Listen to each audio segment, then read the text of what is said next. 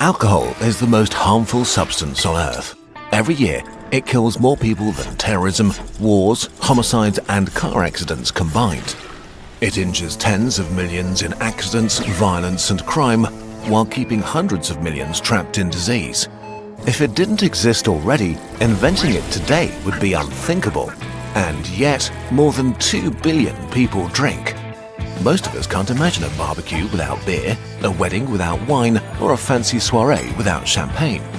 We have a drink at the weekend because it's the weekend, but also after work, when we're stressed and when we're relaxed, sad and happy, at home and outside.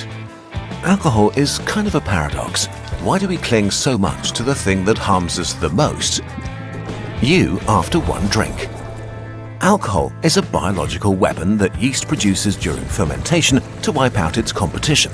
In alcoholic drinks, it's mixed with water and flavored with everything from fruits to caramel. With just one sip, sextillions of alcohol molecules flood your stomach and small intestine. From there, they head to your liver, your primary detox center, and to other organs like the brain. But your liver can only process about one sip of beer every 5 minutes, so unless you drink really slowly, it will become overwhelmed while an ever-growing swarm floods your brain. Here's where the chaos begins. The legion of intruders fills your brain and starts messing with neurotransmitters and receptors. Their sabotage is so complex that scientists aren't fully sure yet about all their mechanisms.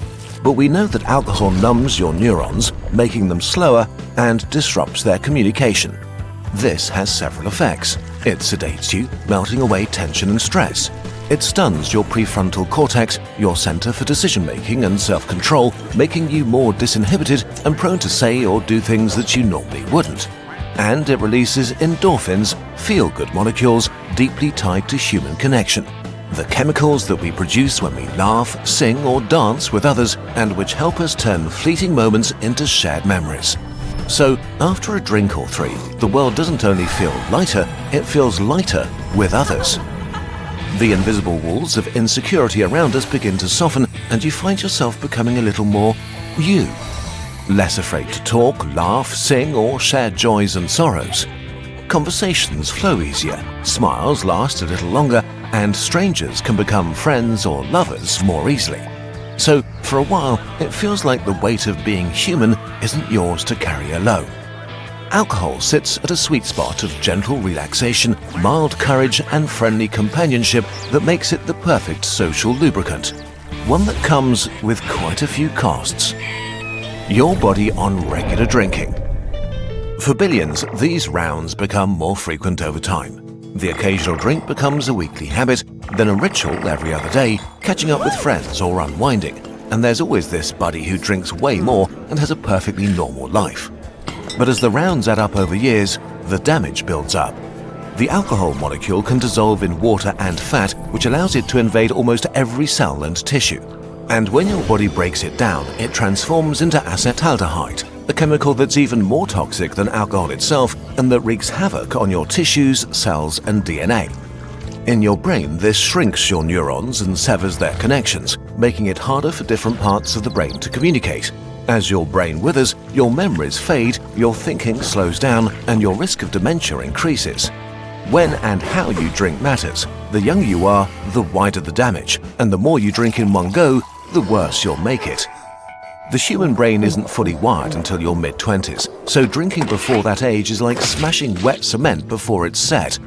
In 20-year-olds, blackout drinking episodes have been found to cause mental problems for up to a year, forgetting why you entered a room or having difficulty learning new things.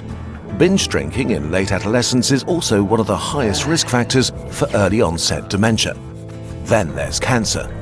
Just as smoking hits your lungs, alcohol causes 8 types of cancer, basically everywhere from mouth to bowel, plus breast cancer in women. Here, risks start at an average consumption of less than 1 glass of wine per day. Beyond that, risks increase. Worldwide, alcohol causes around 740,000 new cancer cases per year, leading to 400,000 deaths. Another victim is your liver. Alcohol disrupts fat metabolism, causing fat to build up in your liver cells. But this often has no symptoms, so you may go on drinking as your liver slowly turns to fat, swells with inflammation, and starts to fail. The final stage is cirrhosis. Your liver is full of scars and barely functioning. This might take over 10 years, but once it appears, it's largely irreversible. Every year, 600,000 people die because they have a liver destroyed by alcohol. Drinking also weakens your heart, raises blood pressure, and increases the risk of stroke and thrombosis, leading to another 500,000 deaths from cardiovascular diseases every year. In terms of looks too, alcohol damages cells around your body, including your skin, which looks older sooner.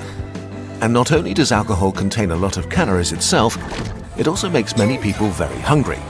Drinking is a huge source of weight gain and increases the risk of obesity, opening the door to a cascade of other health problems. When scientists crunch these numbers, they see that health problems can start at about 1 beer a day, and that the chances of premature death start rising significantly at around 3 beers a day for men and less than 2 for women. If this sounds like a lot to you, maybe look around. In the EU, the average man drinks the equivalent of almost 3 beers a day. The average woman, almost 1. Similar figures apply to much of the world, especially the West. There's no other drug we consume that gets so close to the edge of harm. It isn't only your body. Alcohol is unique for another reason: its unmatched ability to destroy others. Alcohol causes a staggering amount of accidents. The numbness and disinhibition of a few drinks can morph you into a clumsy critter eager to take really stupid risks on a balcony, at sea, or on the road. Every year, alcohol-fueled accidents kill 500,000 people, 300,000 of them in car accidents. But more than half of the people who died in those crashes didn't drink. They just died because someone else did. Alcohol is also one of the major causes of violence, from fights at the pub to domestic abuse, other brutal assaults, and murder. Figures differ by country, but essentially 50% of all violent crime and sexual assault is committed by drunk offenders. Each year, alcohol-fueled crime kills about 100,000 people. That's a city like Pisa being massacred every year by a drunk mob. And then you have all the non-lethal victims. In England alone, 500,000 adults are injured every year in accidents caused by drunk people. Another 800,000 get hurt in violent attacks by drunk offenders. Zoomed out to the rest of the drinking world, this means that every year dozens of millions are physically harmed by someone else's drinking. The most innocent bystanders are the 600,000 babies born every year with fetal alcohol spectrum disorder, a devastating lifelong condition caused by drinking during pregnancy. Alcohol is nothing short of a global catastrophe. The final toll: the hijacking of 400 million lives. When your drinking escalates to a point that it causes real harm to yourself or others, you've crossed the invisible line to alcoholism. An estimated 400 million people, 1 in 14 adults, are in this territory. The line is very fuzzy and varies from person to person, but if you consistently drink 8 beers per week as a woman, 15 as a man, or 5 on the same day, you've either crossed the line or are dangerously walking towards it. Of those 400 million, more than half have fallen into an even deeper trap: dependence. When alcohol has become something that you physically or psychologically need. In Europe and the Americas, 1 in 20 adults are caught in this web.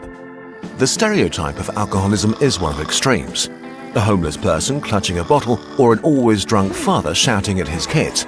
But it can be far more silent. A US study found that up to 50% of all alcoholics may fly under the radar.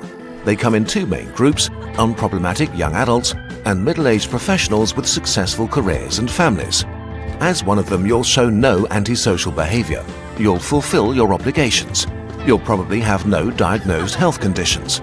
But on average, you'll be having 4 beers a day and will get drunk every week. And neither you nor your family may notice.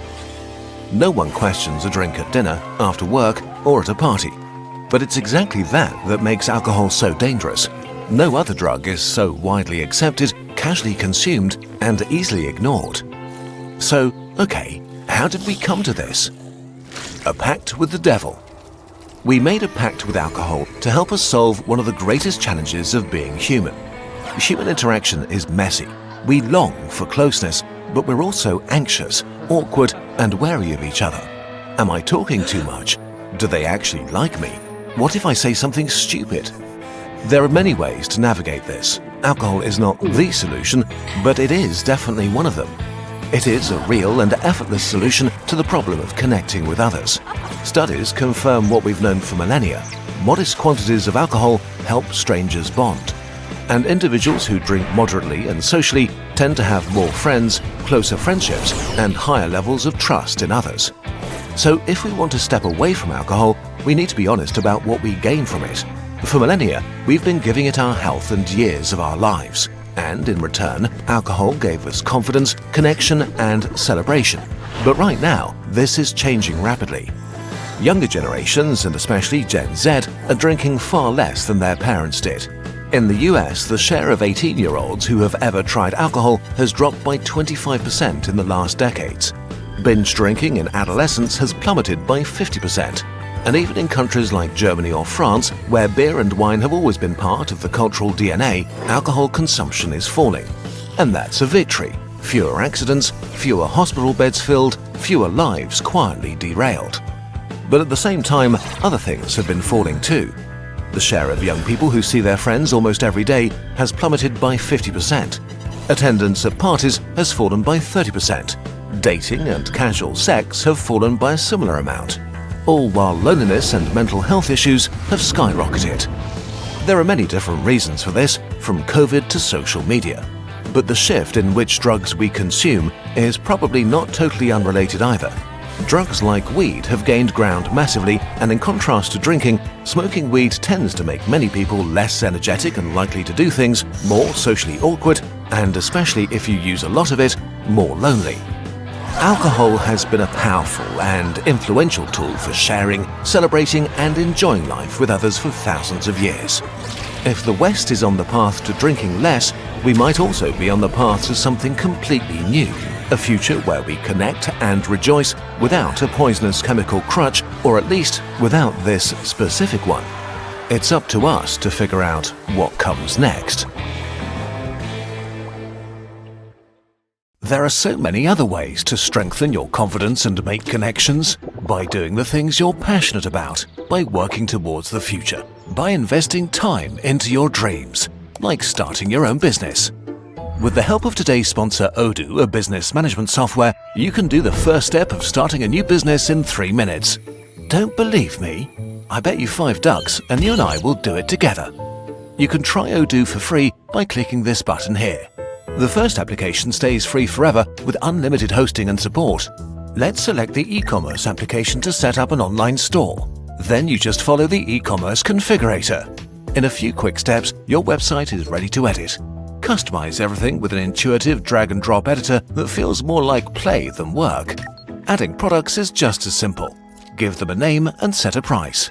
Once the product is created, customize its page by adding images, a description, and adjusting the layout with content blocks. Then it's live.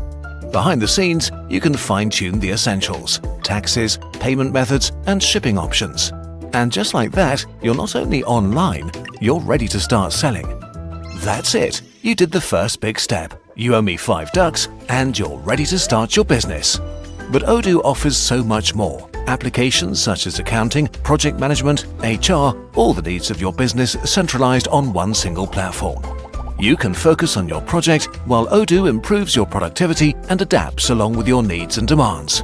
The most impact you can have on your dream within 3 minutes. Just try it out.